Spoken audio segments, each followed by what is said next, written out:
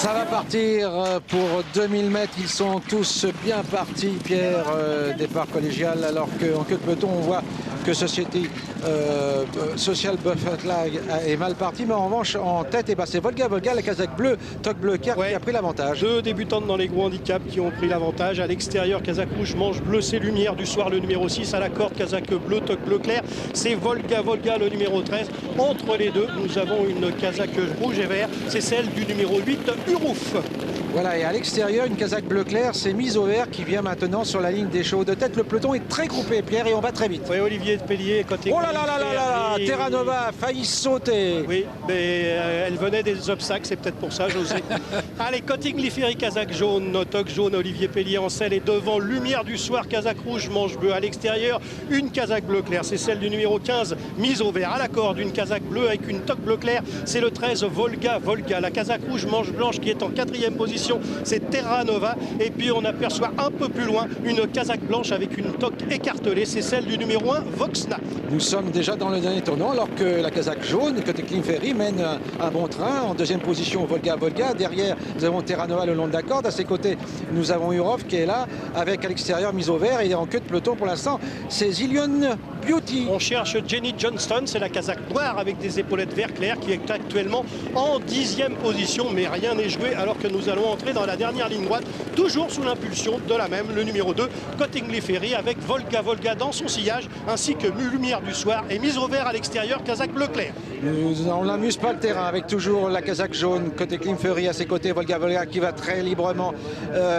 Mise au vert est là aussi, alors qu'on voit un très bon effort d'Alice Delavis. Et à l'extérieur, nous avons un cheval qui fait un bon effort, c'est Garmerita. Nous sommes, Pierre, à 250 mètres de l'arrivée. Oui, Cottingley Ferry, Volga sont aux prises devant Jenny Johnston et Garmerita. À l'extérieur, Zillion Beauty qui va finir très fort. Est-ce que Zillion Beauty va avoir le temps tout à l'extérieur? Eh bien oui, elle va avoir plus que le temps puisqu'elle va s'imposer très facilement le 3 devant le 11 Jenny Johnson, le 4 Garmerita, le numéro 12 Königström qui sera 4e pour la 5e place. C'est beaucoup plus compliqué car elles sont plusieurs à avoir passé le poteau dans la même foulée. On va regarder ça tranquillement, mon petit José. En tout cas, le numéro 3 Zillion Beauty qui effectuait sa rentrée aujourd'hui s'est baladé à début du dernier rang pour gagner en 3 foulées. Le 11 Jenny Johnson a donné raison à ses nombreux preneurs puisqu'elle a pris une excellente 2e place. On va laisser défiler l'image pour s'apercevoir que le 4 Garmerita Mercourage va prendre de haute lutte la 3e place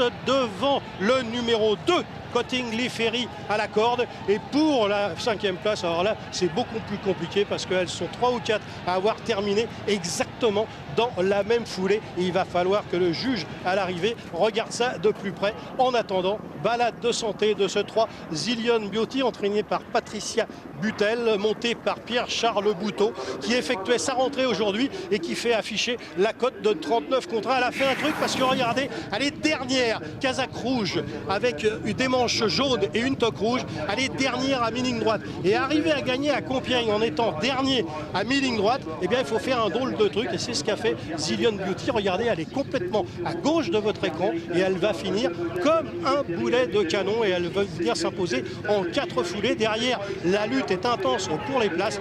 La casaque noire de Jenny Johnson, Garmerita à l'extérieur, Cottingley Ferry à la corde. Ça, ce sont les 4 premiers. Pour la 5e place, est-ce que vous avez une préférence, José? Peut-être à la corde, le numéro 14 Nude. C'est pas complètement impossible, mais elle sera à photo avec le 16 et le numéro 1. Je pense que c'est très pointu pour cette 5e place.